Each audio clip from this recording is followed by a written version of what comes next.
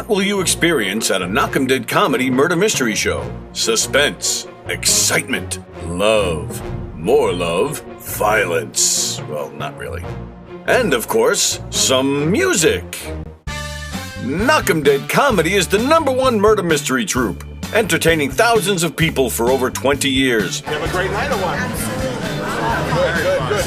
Their hilarious murder mystery shows are full of audience interaction from beginning to end that will keep you laughing all night long. Their shows are not to be missed. Knock 'em Dead Comedy's murder mystery themes include a mob show, a redneck wedding, a high school reunion, a family reunion with a luau theme, or your own custom show. Johnny, you have a good time tonight or what? Had an awesome time. All right. You had a great time. KDC, that's what I'm talking about. Yeah, all right. Fundraisers, private parties, corporate events, restaurants, and more. Contact Knock 'em Dead Comedy for your event today. The Knock 'em Dead Comedy Radio Show also brought to you by Two Eagles Auto Body. For more than 25 years, Two Eagles Auto Body has been the leader in auto body repairs and customer satisfaction on Long Island. Two Eagles Auto Body handles every type of auto repair, from custom applications and restorations to repairs involving insurance claims. So call Two Eagles Auto Body and ask for John Rossi at 516-328-2527.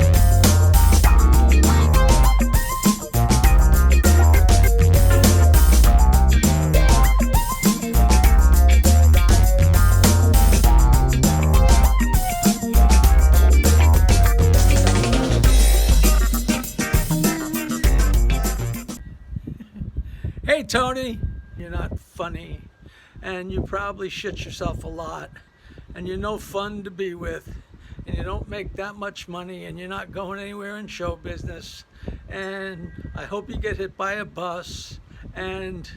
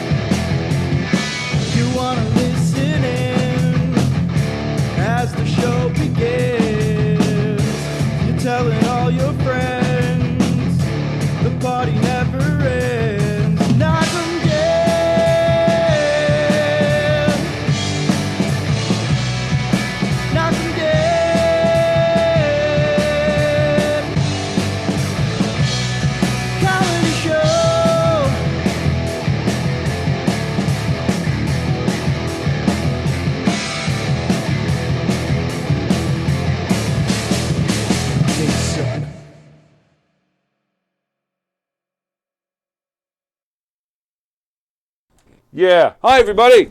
It is Friday. Welcome to the Knock 'em Dead Comedy the Knock 'em Dead Comedy Show on Gov's Comedy Club Podcast, the Twitch channel. Please share the link to this show on all your social medias, places, platforms. Okay. Thank you. Andy's doing it. Do like Andy. Be like me. That's right. If everybody be like him, it would be a much higher place. I would end up hating myself at the end of that. Yeah, would you? Yeah. Why? Well, you hear whenever I come in and I bitch about people, I'd be bitching about myself at that point. No, So don't be like me. No, we'd just be saying how great things are. That's like when people say, "Oh, if the world was a perfect place, we'd all be bored." No, I disagree with that 100%. We'd all be banging and laughing and playing baseball. Okay, that's you. No, that's everybody. No, I mean if everybody was like me, is what I'm saying. Please share the show on all your social medias. Tell them all about the great shows here on Twitch and on our YouTube channel as well. Thanks for joining us today. It's Friday. We're getting ready for the weekend. Brian Paul is watching. Hello, Brian Paul. Jeff Bosey's watching. Hello, Jeff. Thank you, everybody, for watching yesterday. Where the hell was everybody yesterday? I was watching. I watched. Thank you, pal. We had a good show yesterday with Hell yeah. Brandon Lacaruba, and my favorite actually was towards the end. He starts talking about how he's like good friends with some autistic dude. Dude, Yeah, you're my and hero. his joke, it's a good joke. Did he end up telling it to Well, you? I've seen him. Oh, okay. I've So done it's- shows with him. It's. Did you think it changed maybe your opinion of him, that you knew that one of his best friends from growing up is Definitely improved it, but I had no negative feelings towards the guy already. I Well, that's what mean, I'm I don't really know him that well. I Right. hardly know him, but I've heard him do the joke, and I'm not like, oh, fuck him in that joke. I don't get offended by that stuff. right? Yeah, I thought it was a good joke. So I didn't need to find this out to he didn't need to redeem himself in any way Right. with me. He's such a good person. Yeah. Like since he started, I met him shortly after he started, and just his just genuine. You know, like he's one of those people that because he is so genuine, he's able to do so many things that I think a lot of people don't do and do them well. Right. Because he's just like, hey, I just want this show, like a bunch of people to be on it and have fun. And you're like, That's yeah, basically what he was saying yesterday. and you're like, yeah, I believe you. And Right. especially once you're on the show, then you're like, yeah, this was a lot of fucking fun. right. And he's very much on the art end of it, Yes, that I didn't know until yesterday. Yeah. which is really, really cool. If you're within the Long Island comedy scene, I can't speak for being outside of it, but Brandon's one of those people who's just a really good person. I really hope that he gets his 30 out and he's able to nail it. Like he deserves Gets his 30 out 30 minutes, because that's what his tonight. show. Yeah. tonight. Come see him at the Giggle Room. No, seriously, please come see him. He really is a great dude and funny as hell. I mean, that's I think we probably told you that if you lead with oh yeah, he's funny. But he's a good guy. He's a really good guy. He's a really good guy. When you think that Right. means that they're not actually that funny. Brandon's actually hilarious. Yeah. That's tonight in the Giggle Room. Brandon Lacaruba and Bridget Kavanaugh and Rob Hall, Devin Bramble. That's a good lineup, too. And I believe there's a few others there as well. That's tonight in the Giggle Room. Yeah, go to govs.com, check out their full schedule. Aaron Berg, Richie Byrne is playing the Giggle Room tomorrow night with Emily Santosis and Nikki Ginsburg and Kathy Arnold Jr. and Nick Piccone. Luke Piccioni. What did I say? Luke. I said Nick? Yeah, you did. Oh, sorry, Luke. Luke, and it's pronounced Piccioni?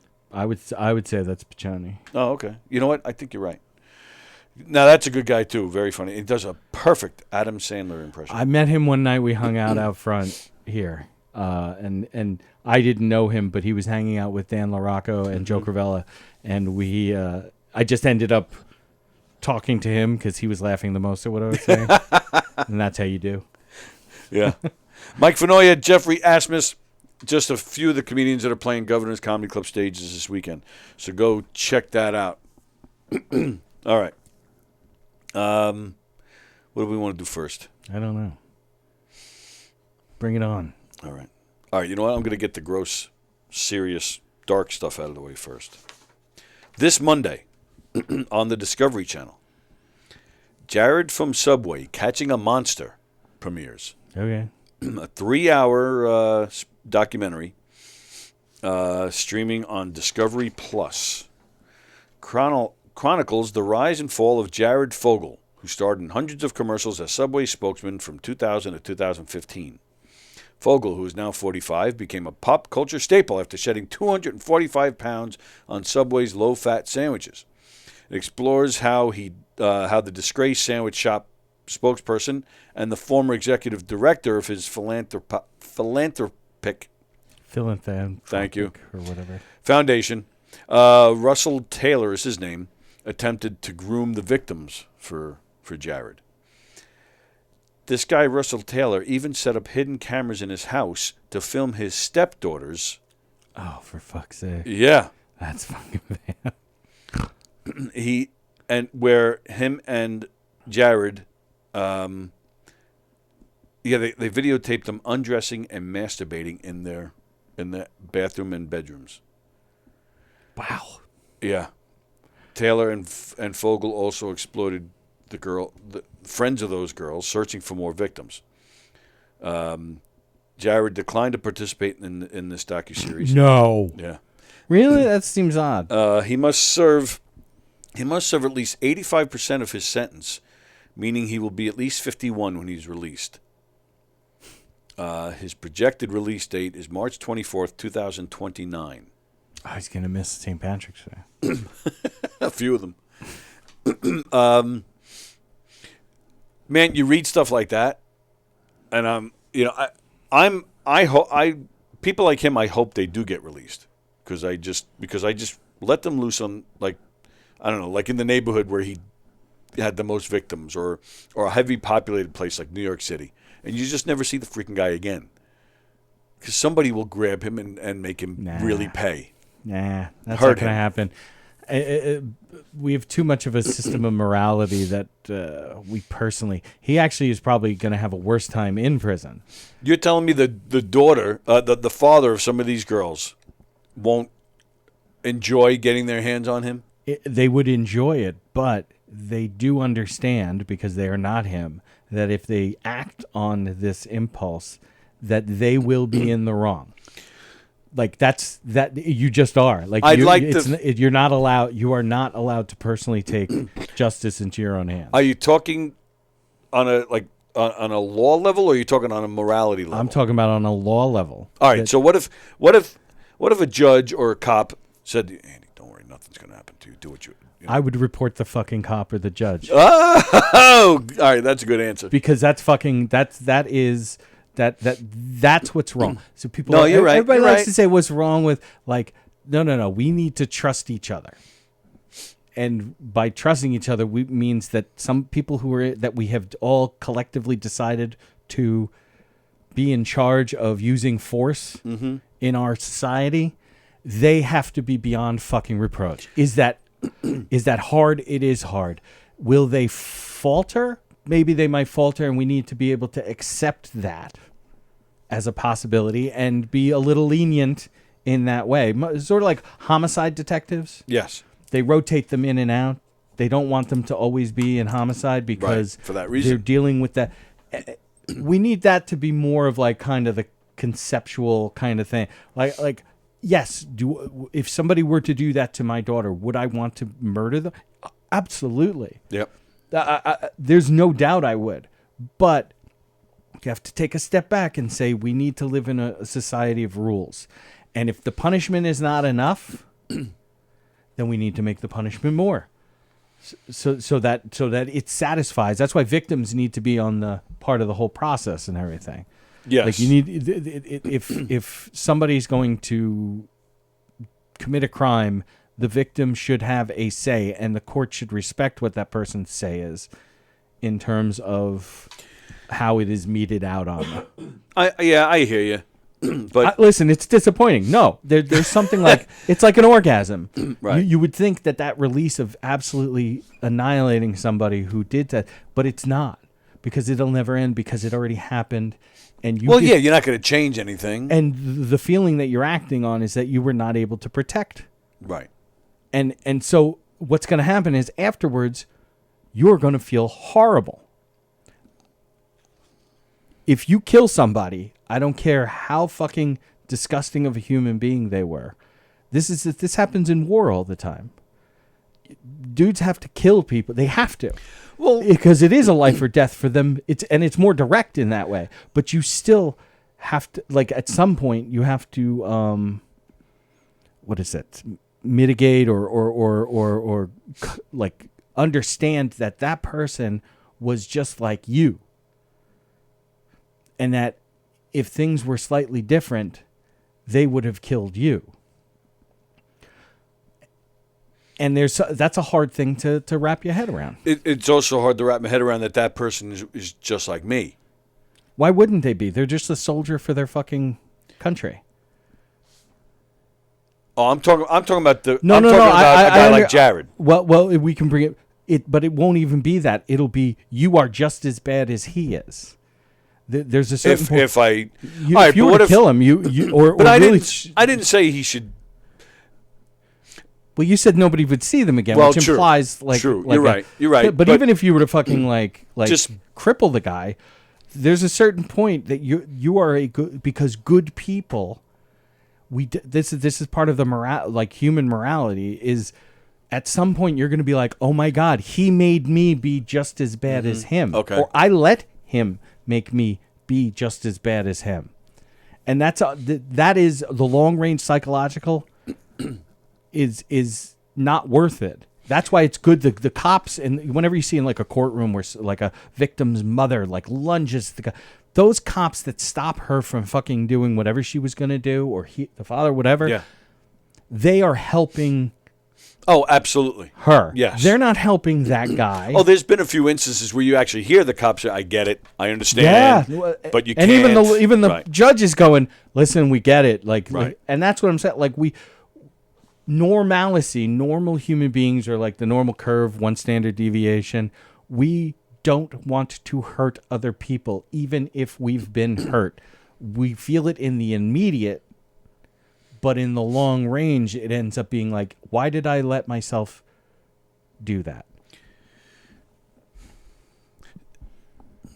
Somebody did something to my kid. Okay. And I admit flat out that I enjoy the violent thoughts that I've had about that person. Right. You enjoy the violent thoughts.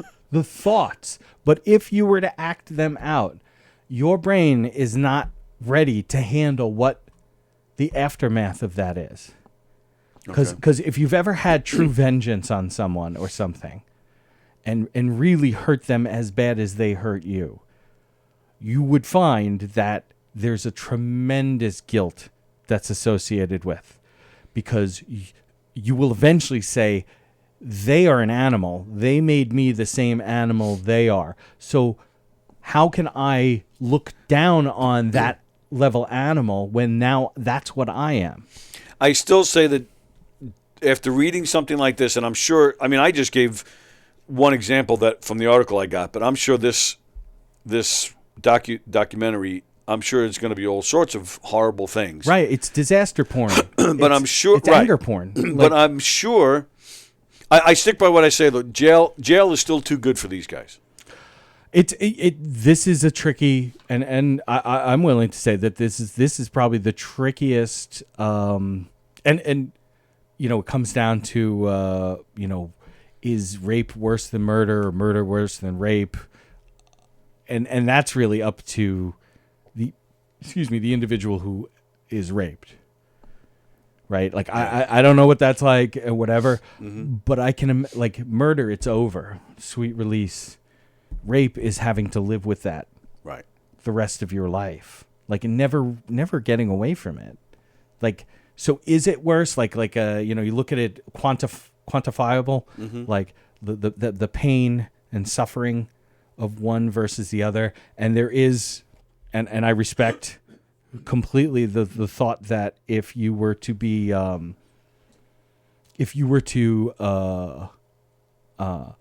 you survived, You know, that you weren't murdered. Like, the fact that you are alive is a good thing, but that is completely in the eye of the beholder. Right.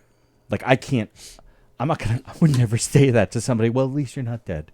You know what I'm saying? Like Right. how horrible that would be. Like, that's like the worst thing to possibly fucking say to somebody in that situation. Yeah. At least you're not dead. Right. Well, Right. but you survived. You know, I wish you would have killed me. No, don't say that. It's better you're alive and living with this pain every day that I don't Right. have to. Right. Because it happened to you, it didn't happen to me. And you might end up, a drug addict to get away from the pain. But we're glad you're here. Brian Paul, I know with my temperament that I would get my vengeance and likely be the guy Andy describes. Anyway. Well, Brian, I believe that about Brian. Yeah, because Brian, you're a nurse. B, you're a volunteer firefighter, and both of these are really commitments to the community. You know what I'm saying? A fireman's a good example. Like when they caught Bin Laden, you telling me if they just let Bin Laden loose on the streets of New York City, there you go, Osama. Okay, but see, that's The fireman wouldn't take pleasure in hurting him. On logic, like that. That's such a hypothetical. There are so many things true. past that Yes. that can't get to that level. Of course, they would want to, but Make it a pay-per-view special. And there, I don't doubt that there are some people who would take pleasure in it, Right. and never feel guilty about it. Brian Paul. But eventually, I don't know. I have faith. No, I agree. In the I'm human joking brain, around. in us as compassionate individuals, that we would hold ourselves to a higher standard. Brandon Lackaruba yesterday said he has never been in a fist fight. Right. Never. And I was shocked. knowing him. That doesn't surprise me at all, because he's just a genuine guy. Yeah. And I think there's so many people that are like that. Listen, I've been in a bunch of fights. Almost none of them were my own fault. Like they were like friends and girls and whatever, and just getting into stupid situations. And I always found myself checking up on people, because like I had a couple. I mean, I got my ass beat enough times, but I also had at moments where I would have a free shot, and I would go, "Don't do it," Yeah. because in the end, this is not going to. I'm not going to be able to accept this as a thing that I did. I was John Travolta in, what's the name of that movie? In one of those gay situations that No, he's John Travolta gets himself into. He's the mob guy, and he wants to Get Shorty. Get Shorty. Thank You're you. welcome. Where after he kicks the guy's ass, then he's like, "You okay?" No, and trust me, I wasn't an ass kicker. I got my ass kicked most of the time, but I was always after I hit a guy, I'd be like, "All right, can we stop now?" Most people do not, because that is a fictional that character. And now we want to be able to like at least be like, are we cool, right? Like, Right. But Right. that character takes it like we want to be like that. We want to be able to be like once the So you want to be like me because that's what I did. no. That's no, what that you said. character. Like, yeah. I don't want to be you at all. I want to make that perfectly fucking clear. In any stretch. I'm sorry that had to come out like that. That felt cruel. No, I bet But it felt it's good true. to finally But say it's that. true, yeah. I get it. Yeah, but now I have to live with it. I have to try living with this. I'm not going to think about that. I got to be honest. No, I don't even like to watch these things anymore. I do like to watch murder stuff. Oh, yeah, I'm not watching this. This is not murder stuff. I'm not watching this. This is far-reaching. This does lend itself. There are not that many people like this in the world. There really aren't.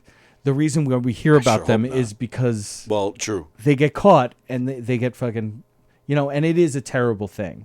Oh, I don't yeah. want to diminish at all what the victims went through. And again, that's why I say I go back to, I feel like victims and victims' families should have a lot more of a say in, and I know that, it's emotion versus the law and all that other stuff, but I do believe that victims should have more of a say. The only reason I consider watching stuff like this sometimes is because I like to think these victims deserve nothing but great things for the rest of their lives. And I like to think that, in this case, Discovery is paying them a lot of money to talk about it. And I want to support that. I hope they give you a big sum of money. You deserve 5 times that. And I hope you do get that. I'd rather that this didn't happen Yeah. to you, but since it did, you deserve these great things. I and have I'm a problem supporting that's going to go towards some sort of corporate profit. Yes, You know, which is is it- why I don't. There is a part of me saying, no, this is all just exploiting. But they're still getting. They got to get something out of it. You would hope. If they're doing it for nothing, well, then I like to think then it's therapeutic for them. Right. Whatever's in it for positive. them, I Yes. want to support Yes, that. yes. No, I agree. know? I agree. So, but having said that, no, I'm not watching this. No, I just don't know if I have the. No, it makes me ill. Matter of fact, Yeah, it's I'll too go so dark. far, and I'm only going to touch on it briefly because I will get very upset. The guy with the letting the sun freeze, because the wife the is what? the guy with letting his son. Oh! Sorry, yeah, the Valva. Valva. Yeah, I that have was awful. and here's why. At 8, I was also a bedwetter, and I did it took me a long time to figure shit out. Mm-hmm. You know what I'm saying? And to know how to act and everything. And at 8, after having my own kids and everything, go through that 8-year-old kind of yes, he might have been special needs, but all 8-year-olds don't really get. You know what I'm right. saying? Like, it doesn't even matter. I think there are plenty of 8-year-olds that are bedwetters. I don't think that. Well, not even bedwetters. I'm talking about but going through stuff. Going through stuff and not acting as perfectly as we want them. We put these expectations on kids that are fucking ridiculous. Yes, agreed. They shoulda nothing. Like, Right. Like, if anything, it's a failure at the parental level that they weren't prepared for the situation that they were in. Absolutely right. Though some situations were things that fall outside of your like what you were thinking of when you were trying to prepare your kid. And then it happens, and you have to recognize that and go, I didn't really prepare them. And let me go ahead and take care of this kid. So those two people can rot in fucking the fake hell that you guys all believe in. Them just being dead would be all right with me. I would not want to do it myself. Yeah, that's got to be a tough job. But I have such a I see that kid and I see myself, in those pictures, Right, and right. it Yeah, it's terrible. and that's all I got to say about that. Well, I think about having saying I wouldn't want to do the job myself. I think about the Naked Gun where Drebin going through his files. Oh, the missing piece in the case. He was innocent. They gave him the chair. He went to the chair last week. He just throws it back away. New York Girl is watching. Hello, New York Girl. Hello. All right. So I'm going to share a story with you. You saw me trying to mess with the pictures before we went on the air. Now I'll tell you the story behind these pictures. So yesterday, so my son is working on a film. He left last Friday. Okay. And at the time when he was leaving, he's like, "Yeah, I'm not sure. I think I have off on Thursday, so I'll see you next week." I'm like, okay. Actually, no, I take it back. Wednesday. He thought he was off Wednesday. They're falling behind schedule. There's some stuff going on. So he's like, "Yeah, I don't think we're getting the day off. I'm not sure when I'll be back." Yeah. Then he had a problem with his phone. So I'm like hardly hearing from him. I'm like, "Oh, this sucks." Just miss him. So yesterday I'm home. Yesterday afternoon I'm home. I'm in the basement. I'm doing some stuff, and I hear the front door open, and I'm like, "What the?" So now I just freeze. I'm like, and then I hear footsteps. So now I'm like looking for my phone to make sure I got it in case I got a gun at that point. Yeah, I'm like looking for a bat. Sure enough, the steps are now coming down the stairs. So I'm just looking, and I see, and I can see immediately that they're male feet. So I'm like, what the fuck? Well, you can tell the difference. No, I know you jerk off the feet, right? Stuff. So, but then it turned out to be him. I'm like, oh. So he's home. He's only home for like 2 hours. He just, he was bringing home the dirty clothes. He wanted to get some good clothes, go back. He's not going to have another day off. They're shooting until the 17th without any days off. it's healthy. Exactly. So I'm not going to see him for a few weeks. I'm like, oh, damn. But so I'm, just trying to enjoy the couple hours I have with him. But one thing he says is, he needs to get the phone fixed. And the screen was messed up. It wasn't the phone is functional. It's just the screen. So we go to this place near my house in Hicksville. And the guy says, okay. He says, yeah, I can fix this. It'll be about 45 minutes. Like, okay, perfect. So we get in the car, and we're now leaving. And this was right near this. It's actually not too. It's almost walking. Yeah, it's walking distance from the sweet shop. Oh, okay. On the other side of the road. So I'm leaving the parking lot to get onto Route 107 in Hicksville to go home. And I'm looking to my left. I'm waiting for, traffic. There's another parking lot. The next, like maybe, I don't know, maybe 50 yards. Okay. A white pickup truck comes flying up 107. He is flying. Turns up that apron, but doesn't go into the parking lot. He starts going on the sidewalk. And he's coming right at us. Right. So, because when a big pickup truck is flying towards you, grabbing your son's arm, that will save him. Yeah, well. But that was just like, I'm looking this way, I'm just grabbing his arm. But then, and it's so weird because it's all happening so fast, but at the same time, you have a million thoughts that run through your head. And just as I said to myself, he's not going to fit because there was a tree, and then the parking lot had, like, you have the curb, you have the sidewalk, but this parking lot had its own little curb. Right. This whole part took about a half an hour. Sorry, Go on. I always do that when I'm telling my stories. No. This is how I'm picturing it. So it's like a half hour later. He's I was right. He wasn't able to fit. So the passenger side goes up the parking lot curb, which throws his pickup off. The driver's side tire just, and which at that point now he stopped dead. He totally threw the whole axle must have been like totally screwed up. All I picture is the in Austin Powers when that steamroller, they're driving the steamroller. He's like, ah! and then they show a side shot of it. He's like 100 feet away. Like that's like you're like, ah! No, he was. He made it, well, like I said, that thing was maybe 50, the other apron was like 50 yards away. He was probably about halfway, like right in the middle between that and us. So, and he was going, I'm telling you, he was flying. So I really, but then, all right, so I'll show you the pictures. Yeah. So he gets out.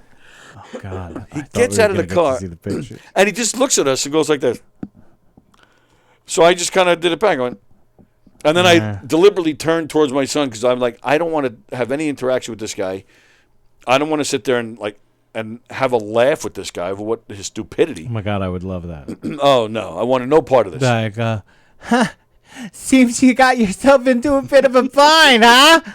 You don't think that would have been fucking satisfying?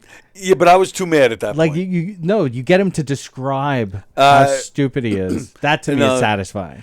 But if you're that stupid to do what he did, then I have no desire to talk to him. I'm a snob. If you're that stupid, I don't want to bother. So, all right, so let me see what I got. Where'd you get your driver's license? In a box of Cracker Jacks? So, something like that. 45 minutes go by. Yeah. And when we come back to get his phone, he's obviously still there. Nice. Not smiling anymore. He looked pissed. He had, I guess, a tow truck driver there. They were trying to figure out how to get this truck out of there. All right, so here's the first, here's the first picture. Yeah, I know. So you see the pole there, and on the other side you can just make out in front of that other white car. There's a tree there. It's actually a lot closer than it looks in this angle, and you can see the truck is on that curb. I don't know what in the world this guy was doing. So we took these pictures when we came back. Now all right, before I show the second picture, I do have to tell you guys, for some reason when I loaded it on to show you guys, it came out horizontal instead of vertical. So you got to kind of, and I couldn't fix it. So my apologies. But if you look at it, so I think that guy in the yellow is the he wasn't the driver. The driver was the guy behind that tree there. But if you look at the tire right in front of him, you can see it's, that it's bent. And the guy in the yellow, I don't know what they were trying to do at this point. Because I don't even know how you'd get this truck out of there. I mean, do you?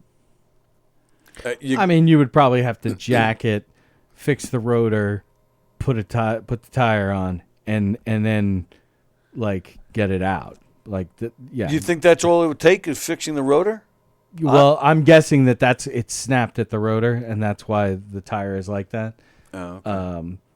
But yeah, to basically, you would have to jack it and put on whatever you needed to put on I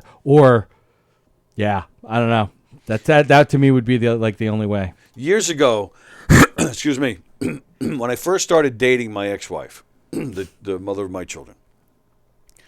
She lived in a gated community in Islip, which is a town about 20, 25 minutes east of here, pretty much directly east, a little south. And the and I was sleeping over there one night, and it was around 1 o'clock in the morning. We hear a bunch of cars like screeching, and we hear a big giant slam. We hear police sirens, but it was so fast we didn't think anything of it. We went back to sleep. About an hour later, there's knocking on her door. So I jump up. I had 2 legs at the time, so I run right to the door. Who's there? Who is it? You're all showing off your right leg. That's right. Look at this, baby. And it's the police. Like, oh, what the fuck? So I open the door. It made the news. It made the newspaper the next day. It was some guy. He robbed somebody, and the police came and they went on this massive chase that went through like 4 towns or some shit. And he came in to the gated community where my wife lived at the time. There was only one way in. The other entrance exit was gated. The gate was closed. Right. So he had one way in. So the cops, had him. They surrounded him. We've got you cornered, Muggsy. Shut up, Shednip. So this guy actually, he got the cops close enough to him that then he slammed into another car, pushed it up on the curb to get him around the cop, and it worked. Nice. He got away. The car he did this to was my wife's car. So we run out there. It was a RAV4. We run out there, and the tires are like this. I mean, the whole freaking chassis was bent. I mean, this car was not. It wasn't just replacing rotors. And that's what I was thinking of with this. And maybe. Well, no, I'm just saying that to get it so that there's a tire that can bear some of the weight of the vehicle. Not that it's going to go straight necessarily. Oh, okay. All right. But we were just talking about trying to get it out of there. Right, because that's what I was wondering. How if they take the tire off, then it's going to... They're still going to have to tow it out of there, but Yeah. like it would be best to be able to roll it like straight back and then Right. be able to do some sort of like wheel thing that'll take it more out of into the road so that the Right. pickup Okay. truck actually has a shot at it. Then lift it from the front. Correct. And yeah, okay. Yeah. Right. Because that's what we were wondering, like, how in the world are they going to get this thing? And then he saw us looking at him, and we were like, fuck this, I'm getting out of here. See, then if you had said something Nah, I couldn't do it. before, you'd be like, I guess this is the rest of your day, huh? But we spent, the rest of the time that he was there until he had to go back to his movie set because he's working in the Hamptons.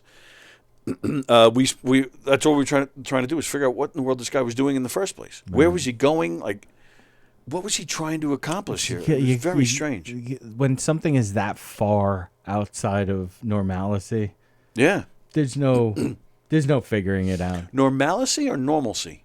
Normalcy. Normalcy? I mean, you could pronounce it either way. And more to the intonation. Normalcy, you're adding a vowel.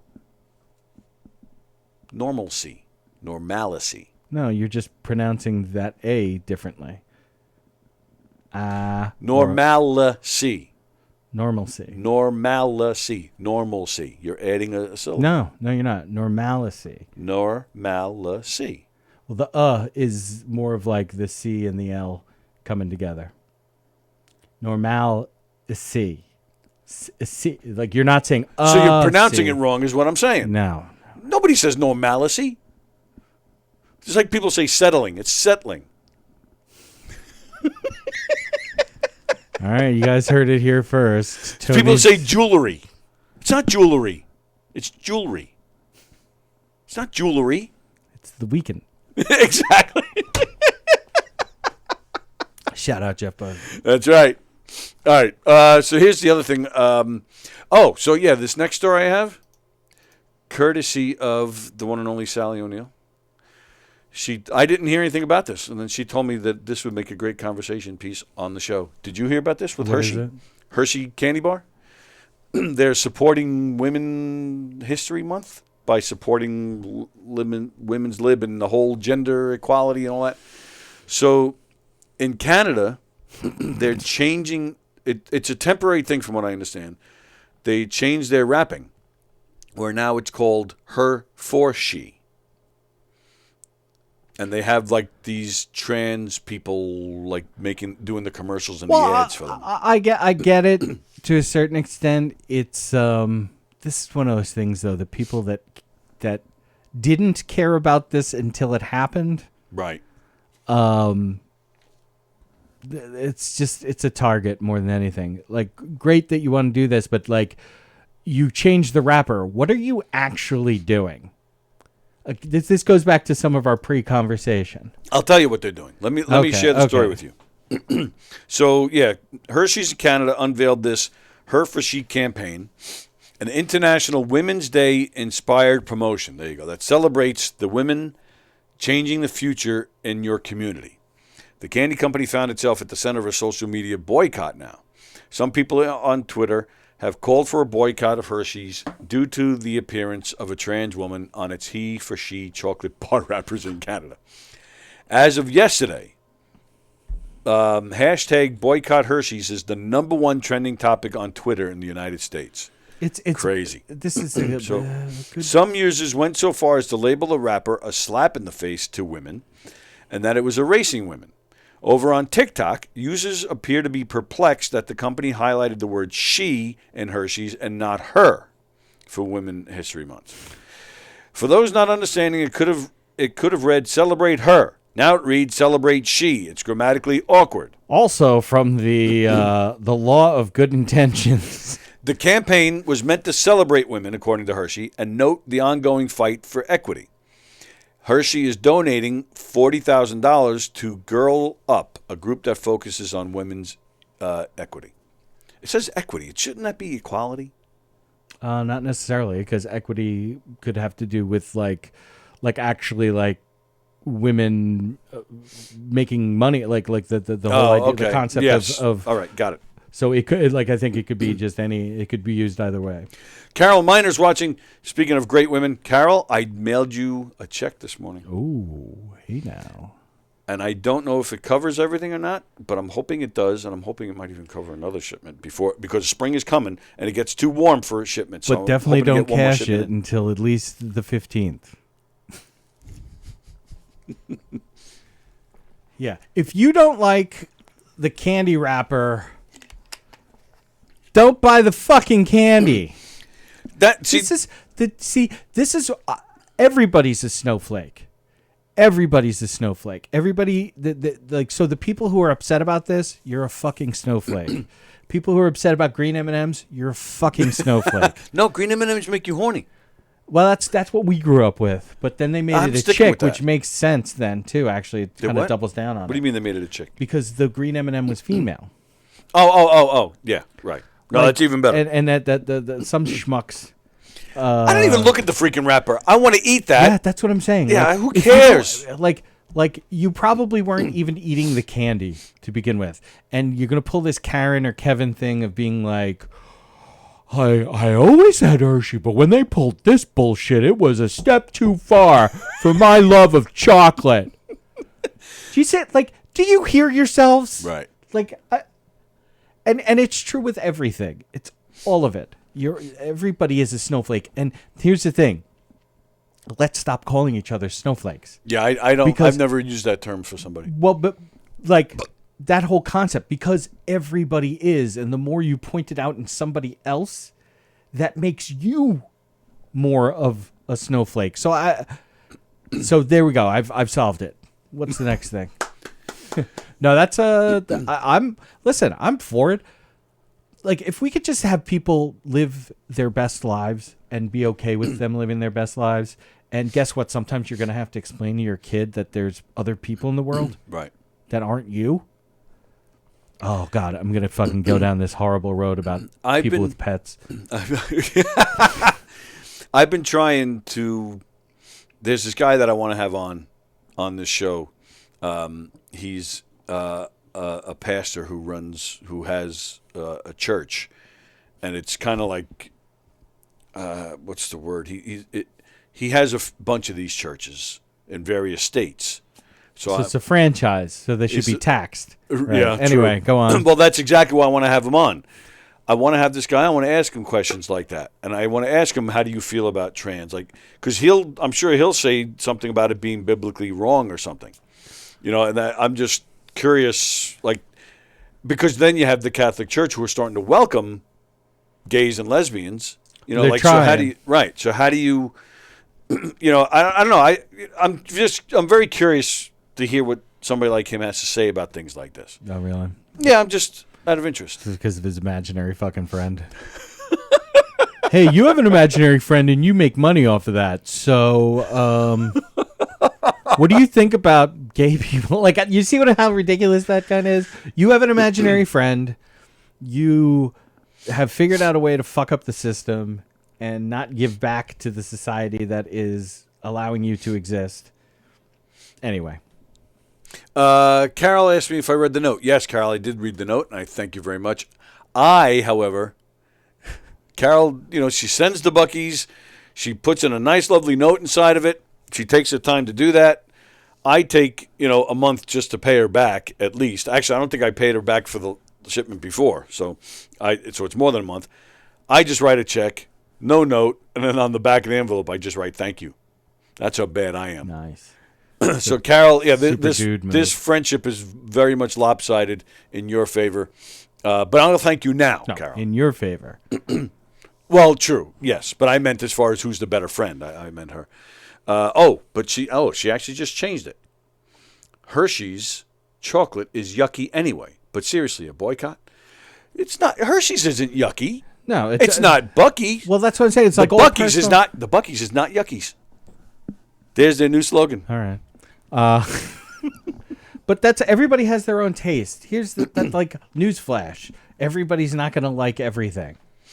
I like Carol. But listen, I like everything on Carol. I hate Brussels sprouts. I am not going around trying to eliminate Brussels sprouts. You see what I'm saying? And I mean, I really hate Brussels sprouts. Mm-hmm. They killed my father. Coming for you, Brussels sprouts. No, like, just who cares? That used to make me nuts because we've talked about it a million times on the show. I have a very strange habit, diet, and it used to make me nuts. It not so much now, but when I was a kid, it used to get all the time. Other kids would be like, shoving pizza in my face. Come on, just eat it, try it. Come on, fuck out of here. That would be like, that's like everybody's like dream at that age of like, oh yeah, hit me in the face with pizza. No, they want to be hit in the face with other things. But I don't know, and I still say it. Settle down, Jared. And I still say it now. Like, what? It makes my diet is strange, has no bearing on your life. So shut up. Right. No, Sons of it's bitches. funny to fuck with you about it, but Well, not right, yes. but not like actually try to change your like eating habits. Like as and as many jokes as I may have said over the years about that. Oh, jokes are fine. I don't care what you eat. When we did that show in Long Beach a couple weeks ago with Jules, I was the first one there, and then you were the next one there, and Jules brings you to the green room. I don't even remember what she was talking about. I don't either. Yeah, it had nothing to do with us. Like I said, she was phasing in and out of dimensions because she was vibrating with so much nervousness. And she walks Andy in, and she's just telling him, and this is happening, and this is happening with the lights, and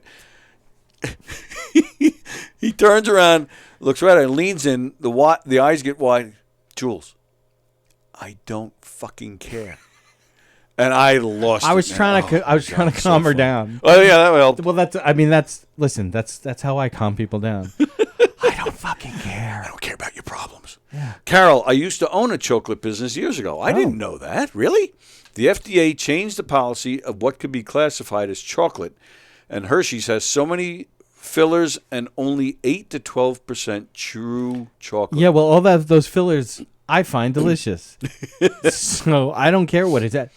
It ends up being like I don't care what it's made of. In Ireland, Subway, speaking of Jared, and Irish people, that the Irish are, and you'll hear this fucked up in a lot of ways, but they don't see the bread that Subway makes as what they legally define as bread. Okay. And this makes a difference in terms of how much they have to charge and what gets taxed and whatnot. the Irish government sees what Subway uses as their bread as like brioche, like as a artisan bread, as a sweet, like it gets put in headlines that they consider it more candy because there's so much sugar, or there's a lot of sugar in it, or whatever. Okay. So it makes some kind of difference, but I love Subway fucking sandwiches. I don't give a shit what it's made. Like, it's delicious. I do count on the government to make sure that these people are fucking squaring this shit up and not. Right. And that's why I'm a big government person. Well, I just took some water. I know the FDA regulates that only 10%. If you want to call your bottle, if you want to call your water spring water, it only has to be 10% spring water. Yeah. Like Poland Spring, I know it's from only a faucet in Pittsburgh. Yeah. Yeah, and then only 10% spring water. The rest of it's faucet. Yeah. But it's still good. Yeah, and it's not detrimental. That's. Oh shit! We used to drink water out of a hose. It's so funny to me because like people be like, oh, all these food companies are trying to kill us, and Monsanto and GMOs and everything. People are living longer now than they've ever lived, and GMOs like. But they're living with like 3 eyes and 2 ass cracks. Well, that's like, what do you think's gonna happen? We weren't made to live past like 40. Okay, yeah, we just weren't. Like that, the human body is not made to live past 40. So yeah, if you're in your 80s and your 70s and your 60s and there's shit wrong with you, blame medical science for keeping us alive as long as we live. Because it's like, you know what? I don't like GMOs being in my rice, but I also don't care about the need for drought-resistant crops in India, where there's billions of people who are suffering. Right. Hundreds of millions of people who are suffering because there's not enough food. But you know what? I can't have my kid have GMOs because we don't know what fish scales are going to do. Shut the fuck up. Like, it's not going to kill them. And it's necessary for, like, if you have any fucking compassion for other people. Yeah. When I'm in my 80s, at that point, because I know I'm going to, I know Hulk smash. Yeah. I know it's over at that point. Like it's 80. I mean, I'm lucky, to wake up each day. I think at 80, I'm probably going to start heroin. I've been waiting to die since I turned 26. Well, then why'd you drive to the hospital when you had your heart attack? Because you should have just laid there. I was like, let's make this fun. Let's see what happens. I got to be honest. I kind of was like, maybe I should just like lay down on those I've like bags of plastic resin. I'm like, let me just lay down on those 55-pound bags of resin and just like die. But then I felt bad that like my guy was going to come in the morning and have to deal with the whole. That's why I didn't call an ambulance, because I'm like, this isn't worth getting somebody out of bed right now. Like if I die, I die. Carolina, remember a couple of years ago they found plastic in Subway bread? They had to change the recipe. But see, that's what I'm saying. Like technically everything is plastic. Anything that becomes acts in any fluid or liquid that ends up acting in a non-Newtonian way can be considered plastic. And dough technically is a non-Newtonian fluid. A deer, a female deer. Ray. A drop of golden sun.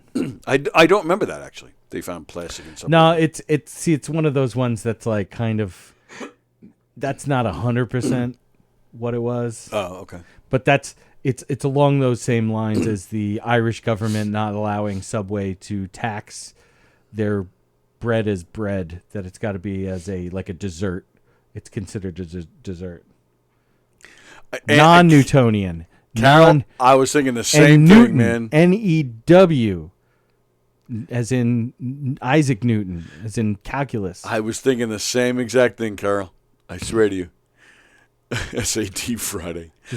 Speaking of Fridays, next Friday is March 10th. We're going to be, I want to celebrate because March 12th, which is a Sunday, we won't be here. So I want to celebrate on the 10th the 5th anniversary of this show. Oh. So you guys tell me, how should we celebrate? Should we try to get certain people in here? Like, I don't know. I don't know what to do. I want to commemorate it somehow. Because when I was a kid, what's this? It's 4 more of these. That's funny. Yeah. Oh, I did think of you the other day, speaking of being on the road. On the road again? Because you told me years ago, probably as I was just getting to know you, and it's still one of the funniest things. When I get into a road rage incident?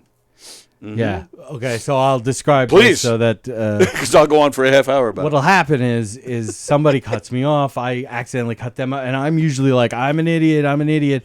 But if the person becomes aggressive towards me, and then they tap into that rage part of my brain, instead of flipping them off or screaming at them or whatever, especially if I get them to come up right next to me, I make it look like I'm blowing a giant dick. And I'll give them the heads up, and I'll play with the giant balls, and I'll even point to them and smile and be like... So, I'm on the road the other day. I'm driving on Old Country Road in Hicksville. And this guy... So, it's the corner of Old Country Road and 107. I'm heading west. I'm in the right lane, and a guy was 2 cars behind me, and he goes... into the right turning lane, right? And he comes flying and comes right back in front of me. All right, I've seen it. I'm like, that's a dick move. My brother pulls shit like that. It's a dick move. Yes. But I honked my horn, but not because of that. It's because he no signals or anything, and he came in and he was a little close. So that, and I didn't... hey, man. Right, I'm exactly. Here. Yeah. He then goes back into the turning lane, slows up, and I see now his window's coming down. So I slow up a little bit. I roll my window down. I'm thinking he's going to do one of these. No, that's not what people don't do. He would have done this. Right. In the mirror. Honest to God, that's what I thought he was doing. So I get next to him. I roll my window down, and he goes, "If it's that important to you to get in front of me, well, then go right the fuck ahead." Like that. And he actually does one of these. My first reaction was, "You cut me off, motherfucker." But instead, no. I immediately saw your face, and I didn't do the dick. I just went, yeah. Like that. And he did. He was... Yes. Do not let them... They're trying to make you angry. Yeah. They're trying to elicit the anger response from you. If you're able to really, truly sell not being affected the way they want you to be affected, it ruins their day. Right. So, yeah, because that's the thing. So I kept on going. Yeah. Nice. And then a couple of lights later, I'm now in the left lane at a red light, and now here he comes. And he's, you could see like... Oh, he's steaming. Yeah. Yeah. And you could totally tell he was like, he was saying to himself, don't look. So he's just looking straight. He's just like this.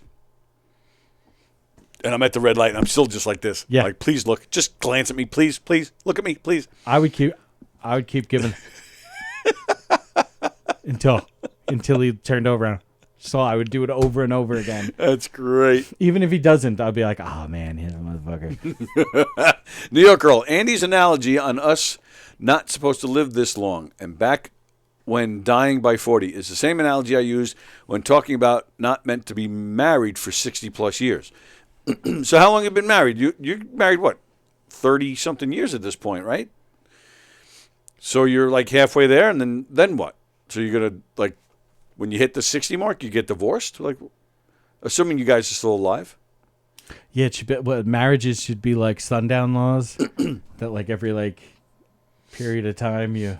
I think it should be... Somebody admits... It went through my head once. Like, I wonder if... Like, what if marriage was temporary? Like, you just get a contract, say, okay, this is how long, and then that's it. And then it kills that awkwardness. You just, all right, thank you very much. Had a wonderful time, and you move on. Right. Or... You say, okay, I'd like to renew this contract. But then I was talking to somebody once who actually said the same exact thing. Oh, yeah, I was thinking we should do this. I was like, oh. And she said it should be a 10-year contract. Every 10 years, if you want to marry somebody, you marry them for 10 years. And then, again, you want to renew it, great. If not, then you just move on. Kills that awkwardness, kills the whole stereotype of, hating each other and the awkwardness for the kids. And it's over 50% of marriages anyway are divorce. Right. So it might help society that way. It won't screw up the kids as much if that becomes a norm. So what I feel uncomfortable with is giving lawyers more business because the contracts would end up being negotiated. Because it's like, you know what, I'm into this. I just don't like this, and I would like it to be changed. And then, well, this is my counter offer. And then it's like, you know what? Let's just get lawyers. But you're doing that with a divorce anyway, and it's usually not mean. But it's mean spirited then too. It's well, you could don't sleep on that the negotiation not taking a turn for the worse. Right. New York girl, 31 years married. Wow, and 6 years dating. Wow, so you guys been together 37 years. You're stuck, man. Because she'll kill him before 60 years. Brian Paul, a lease with an option to buy. She met him when New York girl met him when you were but you didn't start dating him at 12, did you? Jared Fogle, like a motherfucker. Yeah, he was 50 at the time. No, they were in the same class in high school. But yeah, you guys didn't start dating that young, right? No, he kept asking, and I kept saying no. That's right. Which is probably still the case now, too. I'm having a diabetic pee here. Oh, okay. I had like a ton of sugar on my way here. Oh, what'd you have? It was the creamer, I think, that I put in the coffee. I normally don't, you know. Andy's good with the apologize. creamer. That's all right. I'll play a video. Like the third or fourth time. There were some videos I didn't play. I'll play the Mookie video. I didn't play it at the beginning. He'll be back before that's over. All right, here we go. Here's Mookie. 3-2 to Mookie Wilson. Little roller up along first. Behind the bag. It gets through Buckner. Here comes. What should we do? Should we lock the door or something? Oh, yeah, I'm going to do that. I'm going to lock the door. Then I'll put a camera on the door.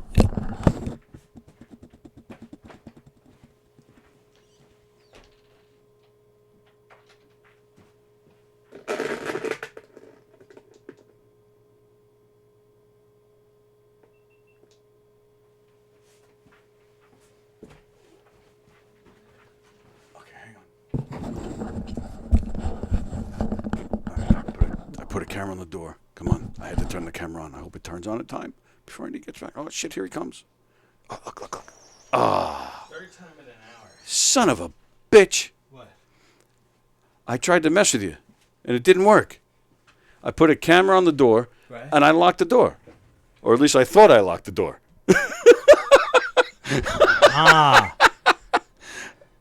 He's Tony Walker. You did lock the door. But I saw in the future what you were going to do. I did not close the door all the way. No, I saw that, and I pulled it closed. But I thought I turned the lock. What? I thought I turned the lock.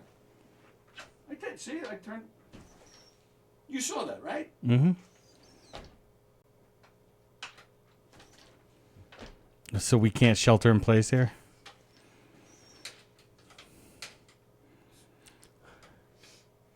Weird. Oh, well, now I'm interested. I'll look at it afterwards. Jeopardy theme, that was way less than 30 seconds.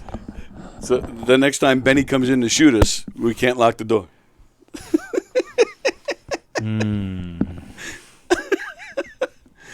High quality studios. Goddamn right it is. That's right. It's higher quality than your studio. It's not a shelter. Exactly. It's a fucking studio. How do you you have any thoughts?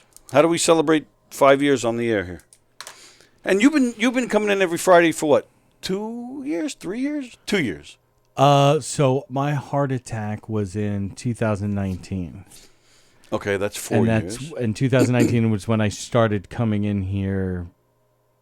I came in like 2 or 3 times in that year. Yeah, I'm talking about the co-hosting on Fridays.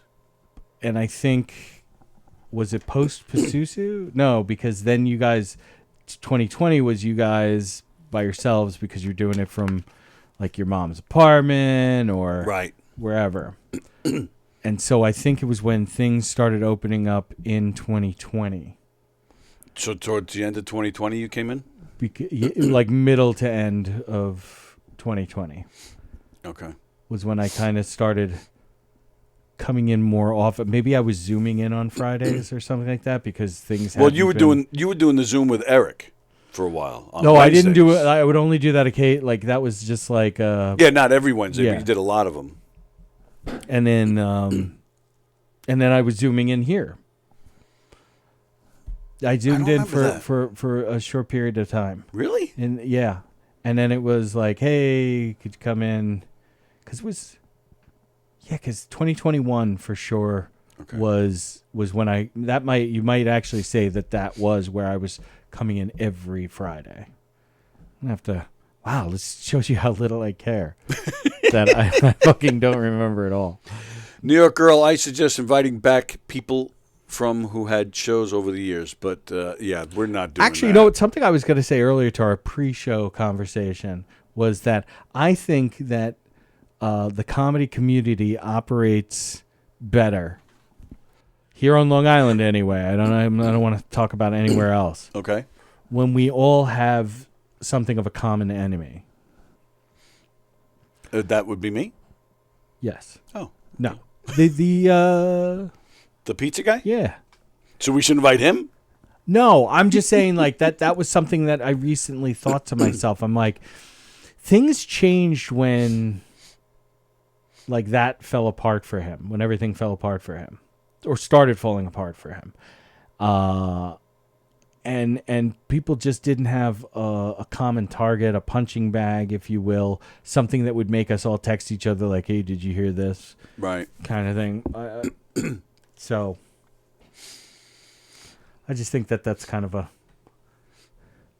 Oh, well, I was wondering if anybody else would think that also. I'm actually thinking... the opposite.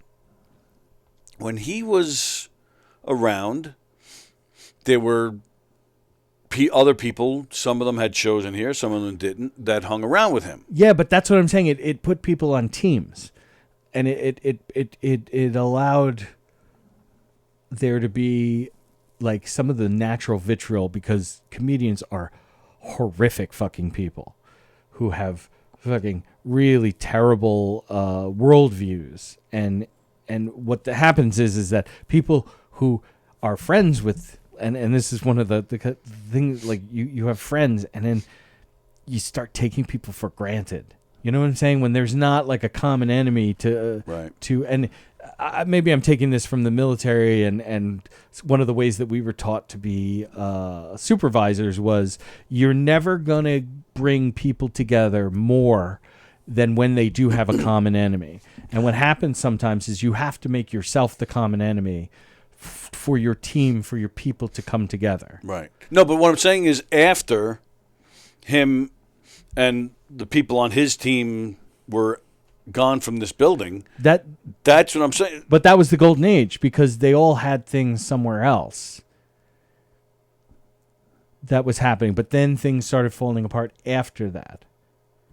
And a lot of them don't do shows regularly anymore anyway. True, but I'm saying after they were all gone, then things to me got peaceful, and even though there wasn't a common enemy, things were peaceful here and quiet and peaceful and it's here, but then group of people that get along. But then no, because then what happened is the people who all got along, there started being sort of like, I think because all of that energy was then turned sort of inward or within that like the good guys, and to me that vibe has kind of carried on to a certain extent. I think it's actually getting better, but I think there was like this period of just awkwardness of not having. We were so used to having that it was gone, and then like everybody points their guns at each other. It becomes Reservoir Dogs. Yeah, I mean, I guess I could definitely say that happened on this show. Is that what you're trying to say? I'm just saying it, not just here. I'm saying everywhere. Okay. It's sort of everywhere. The only differences on this particular show is, Sally and I are still on great terms. I'm not even talking about no, not that's even not that. Like I'm talking about sort of from the comedy and personalities in comedy perspective. That some people maybe took themselves or you didn't realize they were taking themselves way more seriously Right. until there wasn't that common enemy anymore, and it makes you go, oh, really? Okay. I guess, excuse me, I guess there are some people I could invite back. I mean, Joe DeJesus, I mean, he used to have a show in here. I'm still in great terms with him. Mm-hmm. Will Sharon, who was just in here last week, still in great terms with him. He used to have a show in here. You know, I wouldn't mind getting it is Belanger. Did you know Belanger? I had not actually met him, but like through here, I had gotten to know him for sure. I mean, that guy, I guess he's just not even doing stand-up anymore. I know he's still acting, but he's not doing stand-up anymore, and he completely, like, disappeared off the scene. But I freaking love that guy, man. I would man, maybe I wonder if I can get him in here for like, next Friday or something. Yeah, Joe DeJesus, maybe I'll get Joe. He'll bring the guitar. Maybe I have not talked to Robin Eve, but maybe I'll even invite her. I haven't talked to her, but Fridays are my favorite, and Tuesdays. You know what? Maybe don't even just put it on one day, because you maybe not be able to get everybody for the one day. So it's a celebratory week next the whole week. You know, I don't think I or the week, or even think the week after that, Yeah, if maybe. that's because seeing as the idea is popping now.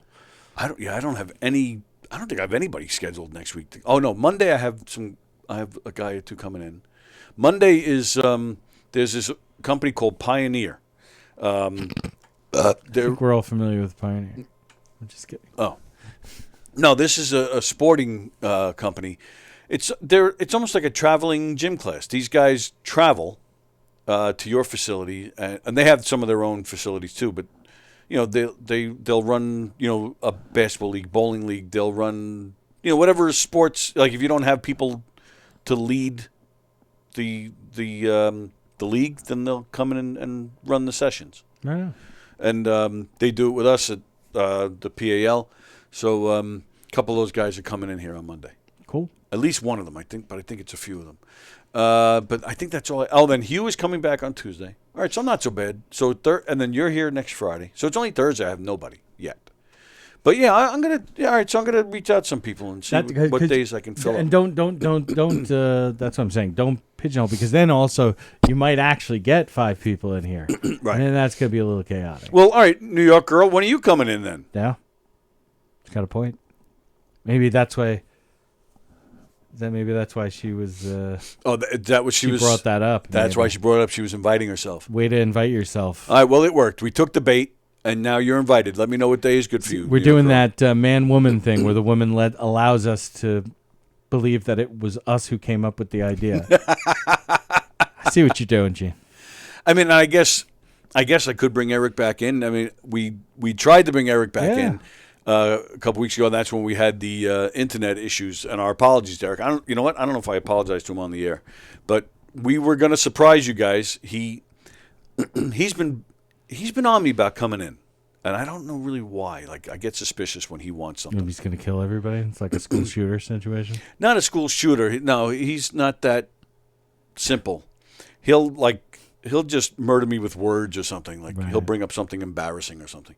But yeah, so we were going to surprise you guys by having Eric on, and the equipment in here was just not working that day, and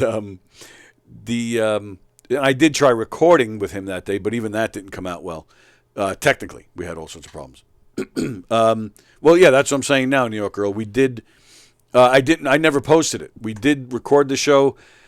It didn't come out. Technically, it didn't come out good. It was choppy, and the quality was going in and out. This is when the height of the Verizon problem. So it's not like it's just like, oh, Eric's here and his electromagnetic field fucked well, that's everything what up. New Girl's saying. She goes, it was a sign.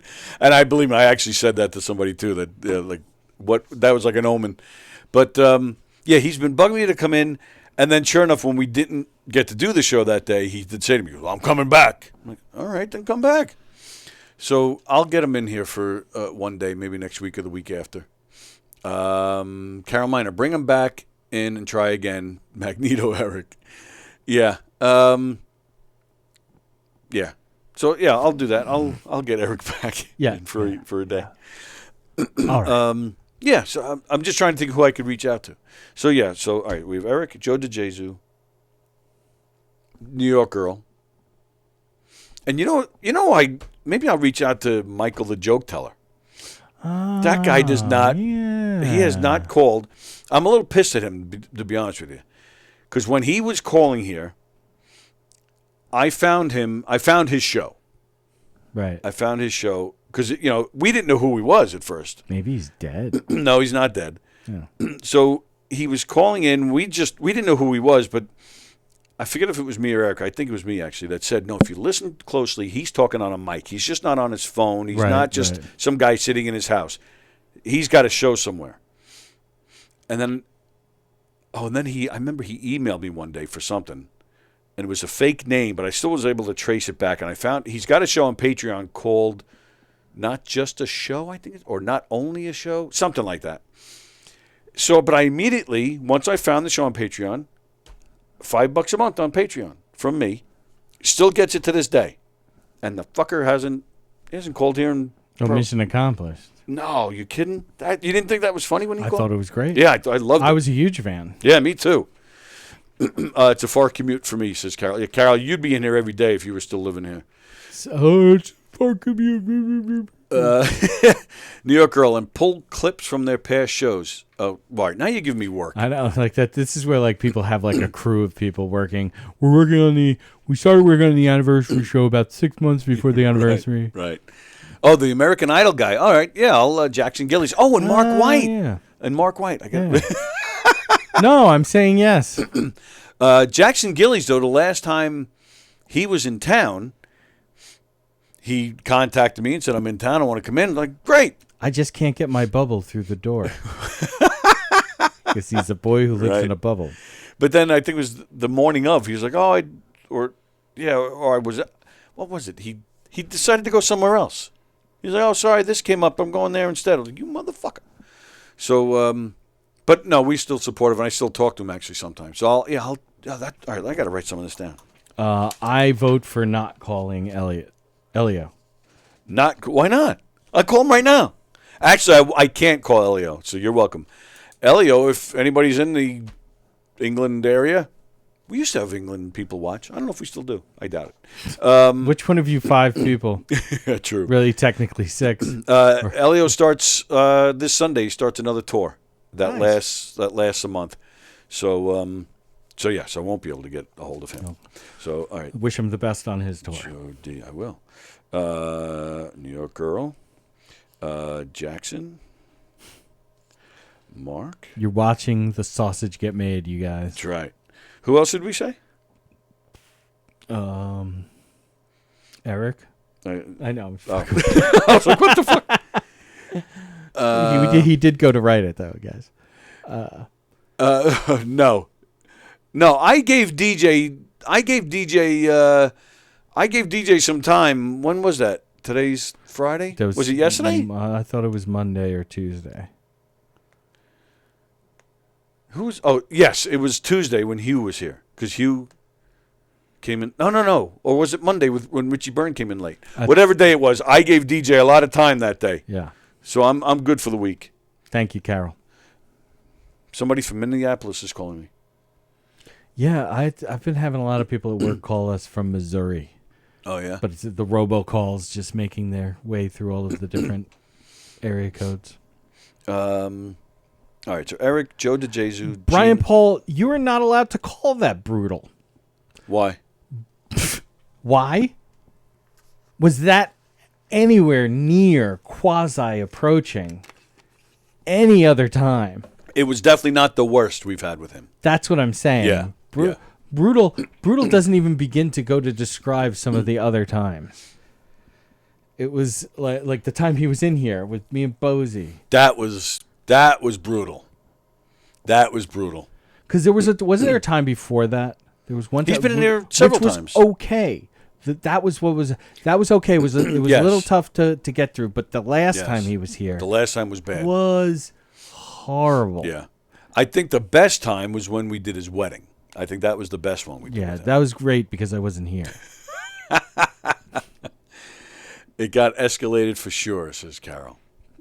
Yeah, that was not good. Oh, we said Robin. I don't know if Robin's even talking to me anymore. Maybe she wants to talk to me. Hey now. Hey now. Hey. All right. So I'll reach out to those. I'll start with those 6. Well, I only have 5 left because I already told New York Girl. You get in here, New York Girl. You have to. Yeah, Thursday or Friday next week. Or should we? Or I guess you could do Tuesday for trivia. Oh, what's your name? The you. cute blonde. That's Eric's friend. Oh, Chris Thomas. Oh, of course I got to reach out to Chris. And maybe Antoinette, too.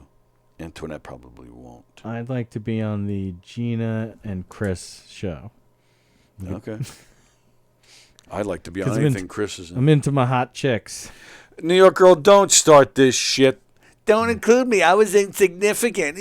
No, you weren't. You were not insignificant. Stop it. Just stop it and get in here. I'm trying to think if there's anybody else that was like... Bosey? Oh, yeah, well, Bosey. That's so sad. Bosey. Oh, you know what? Don? Yeah, for sure, Don.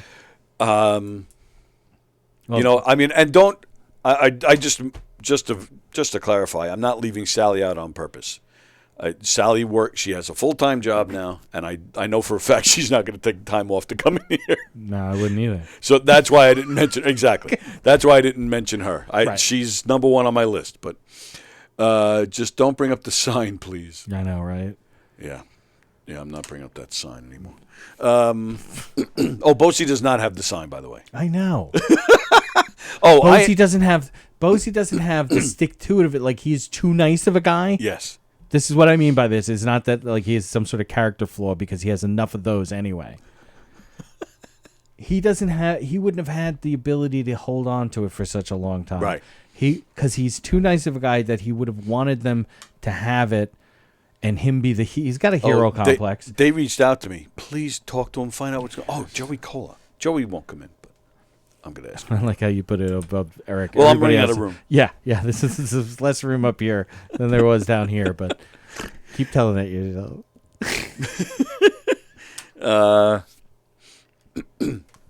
Thank you, Carol. It was painful to watch and hear that. I don't know Hirschman at all. So, but like, I feel like if I was, I would have been able to talk him down from that. But I didn't feel like I had a dog. There's in the fight. nobody can talk Hirschman down. That guy is neurotic. From the Bosey thing. No, that's what I'm saying. Yeah, because he freaked out over that. He wanted, like, he kept insisting to find out for sure what was going on. No, there was no talking him off that ledge. There was none. That's right. And then Hirsch called in the other day too. Yeah. Yeah, I know. We all knew Bosey didn't have it. I know. Good idea, New York Girl. I will ask Sally to make a video. Maybe she'll. Yeah. And like I said, Sally still. This was like the second or third time that I did one of our topics that she recommended. So Carol says she'll talk to Mark from now on, Jew to Jew. The Jew off. All right, so let's go. I'll reach out to some of these people. Oh, there's another story I had. Totally forgot. This one's crazy to me. Okay. I know we got less than 10 minutes. I know. It's okay.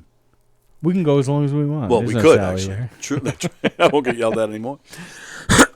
In October 2020, I don't know how to pronounce this name.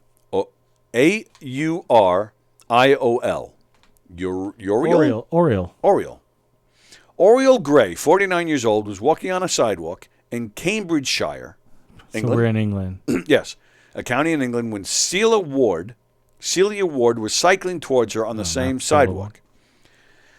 Oriole yelled out, "Get off the fucking pavement," and threw her arms up, just like this. Right. It freaked out Celia Ward, who was on her bicycle, caused her to lose control of the bike, went into the street where she got hit by a car. She died. She was 77 years old. She died. So Oriole Gray, who was walking on the sidewalk, who yelled and flared her arms, she was found and arrested. So I understand why, and if she got convicted, did she get convicted? This past Thursday, Gray was convicted of manslaughter and sentenced to 3 years in prison. During the court proceedings, the prosecutor claimed that Gray was angered by the presence of a cyclist on a footpath. Gray has multiple sclerosis, has trouble seeing, so she thought they were a little closer than they were, which is why she freaked out. Though police didn't confirm if the sidewalk was a shared cycleway during the trial, the judge who sentenced Gray confirmed that it indeed was. After Ward fell into the street, an oncoming car had no chance to stop or take avoiding action. Gray fled the scene before first responders arrived and went to the local supermarket to get... she kept on walking, basically, and just went grocery shopping. That's where she was going. She didn't bother to stop. How old is that one? 49. Ugh. The judge said that Gray was territorial about the pavement and resented Ward for riding on it. Though the jury was told that Gray has cerebral palsy, although the jury was told that Gray has cerebral palsy, the judge said these actions are not explained by disability. He noted that Gray lied to authorities about what happened and gave not a word about remorse until today. The judge noted that consideration of other road users is the lesson of this tragic case.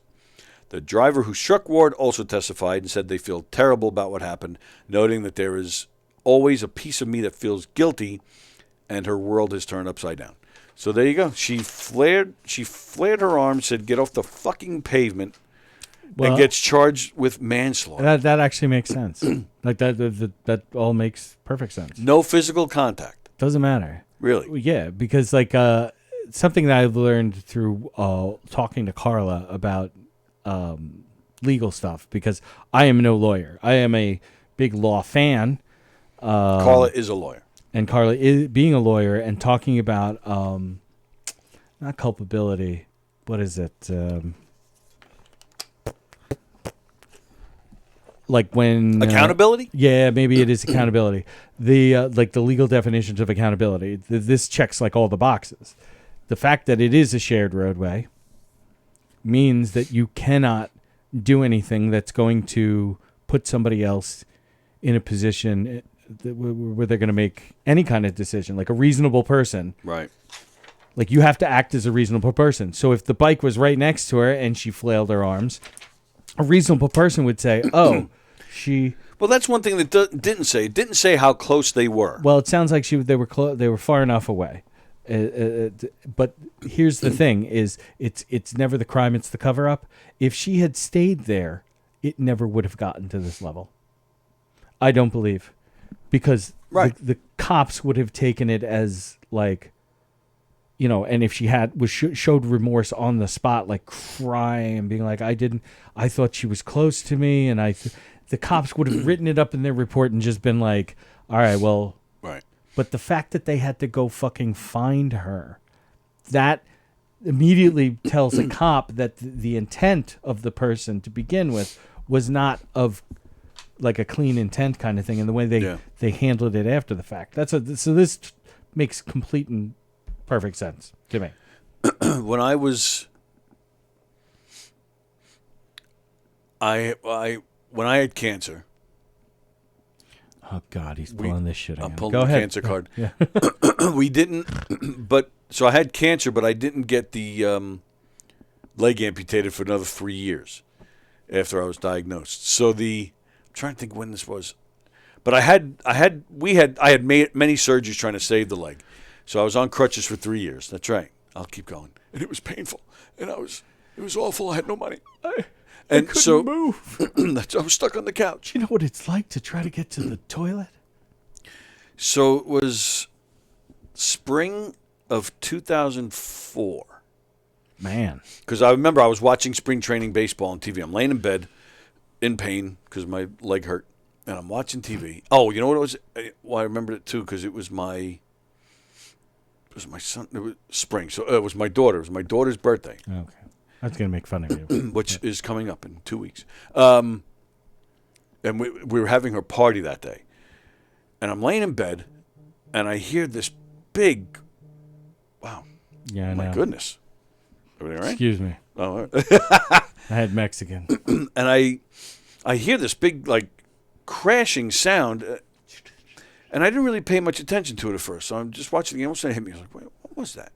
I look out the window. Thankfully, the bedroom I had at the time was facing the front yard, and I look, and I see a car going down the road, and I see another car going this way. But this woman, she's doing one of these. She's looking. So I'm like, I'm like, all right, they didn't hit because they're both still driving. All of a sudden hit me because my van, the van that I had at the time was sitting right there. I'm like, oh, no. I get the crutches. I go outside. I was barefoot, and I had no shirt. I just had shorts on. That's all I had on because I was laying in bed, watching TV. Right. Sure enough, there's my bumper hanging off the rear bumper hanging off the van. I was like, mother. And I mean, it was bad. It was like it was hitting the ground. So I pull it, and sure enough, it comes right off. I don't know how. And I'm yelling to my wife because I don't have the keys. And so I'm yelling, Lisa. She comes running out. Get me my keys. She gets them. She throws them. And I mean, this was right out of a movie. I catch them. I jump into the van, and I'm flying now. Sure enough, I find this woman. Hey. I'm like maybe 3/4 of a mile away from the house, and I find her. So I follow her. She doesn't even know that I'm there. She doesn't even see this big van. Because I'll never forget it. She goes into a shopping center, probably about a mile or two from my house. And she pulls in, and I'm not even in a spot, but I just come up right behind her, and I see her in the rearview mirror looking. She goes like this, just like that. And I get out of the car, my crutches, and because of her reaction, I'm yelling, I got you! I was pissed. First thing, she gets out of the car, looks right at me, and she points to the hair salon. She goes, it's my hair appointment. Oh, shit. I said, are you kidding me? So this was 2004. Did we have cell phones at that time, or was it? Yeah, there were cell phones. I either didn't have it on me, or I just didn't have one at all. I don't even remember anymore. But I said to my wife as I was leaving, "You call the cops." I said, "I will get in touch with you somehow and let you know what's going on." So I'm yelling at this woman, and she just kept insisting, like she saw nothing, like almost like she was expecting me to say, "Oh, hair appointment, no problem." Oh, my bad. Right. Fuck me in my bumper. You're right. So she goes in. So I write down her license plate. Off I go. I go back home. Sure enough, there's a cop there. I tell him this. He looks at me. She told you she has a hair appointment? I said, yeah. He goes, I'll be right back. Yeah. That's the sort of thing that'll feed the right kind of cop. See, now I was once driving when we lived in Middle Island, and there are a few different ways, kind of back ways to get out to where we were. And I was taking one of them. One of them's called Canal Road, and it goes from basically 347, and it heads sort of southeast to Whiskey Road. Oh, sure. Which is a shit little road, but it's like one of the most important roads in that area of Long Island. And I'm going down, and and I'm and these, so everything's like a 1-lane highway there, and these two cars, and the guy in front of me had been kind of swerving a little bit, and I'm giving him more and more space because I'm like, this is going to be fucking a shit show.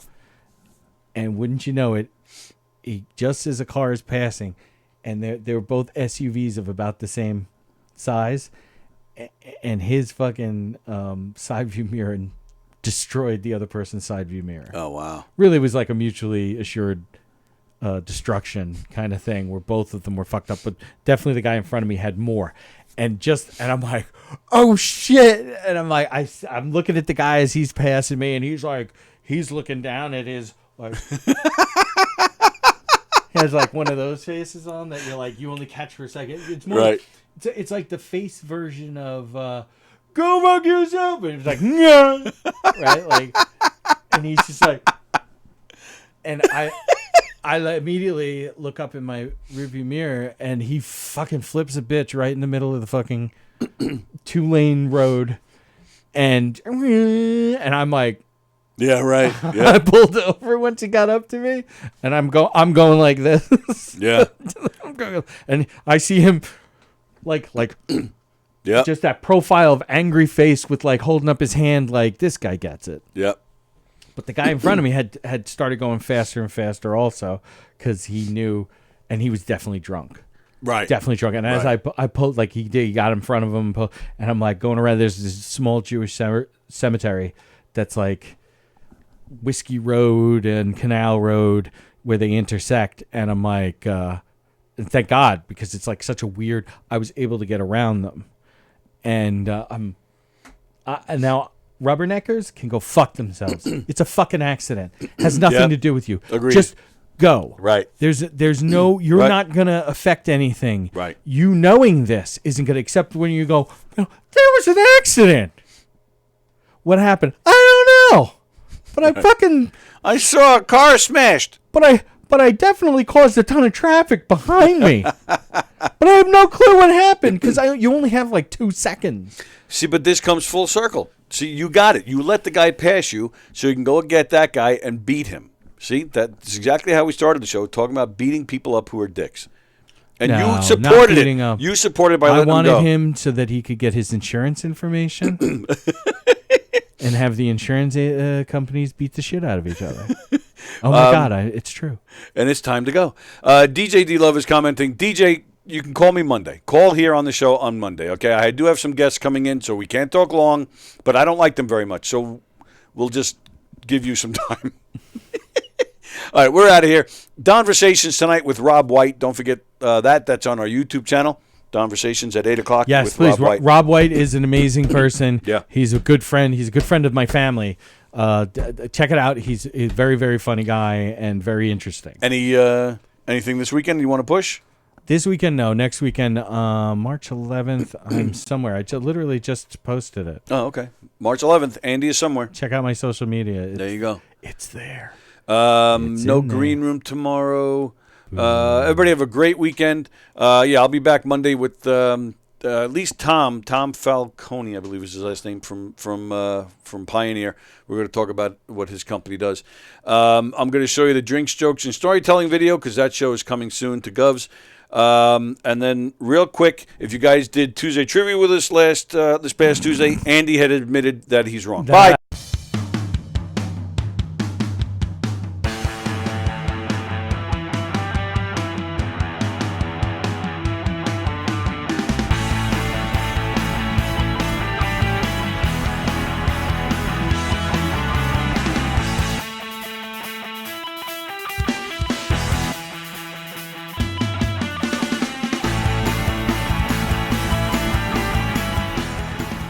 Rob Bartlett, ladies and gentlemen. Rob Bartlett. Rich Voss is here. Rich Voss. Mark DeMeo right here. How about it, Mark DeMeo? Jim Grumpier. Carrie Carabas. Chris Roach, everybody. Chris Rowe. What up to Lisa Lampanelli? How about it? Lisa. Yay! Richie Benavides. Don Jameson. Oh, yeah. The only Vanessa Hollingshead. How about it? Woo! Rick Overton. Yes, Rick Overton. Hey. Mr. Joey Cola. How about that? Joey Cola is. Oh boy. He already forgot. He already forgot us on. That's how old he is. He was. Hey Joey. Joey. Joey. Well, I hear them, but I don't see them. Joey. Joey. We're inside the china cabinet. Well, look to your left, to your right, or wherever. I don't know. It's back. Hey, There we're he on is. your computer. Hey. Oh, there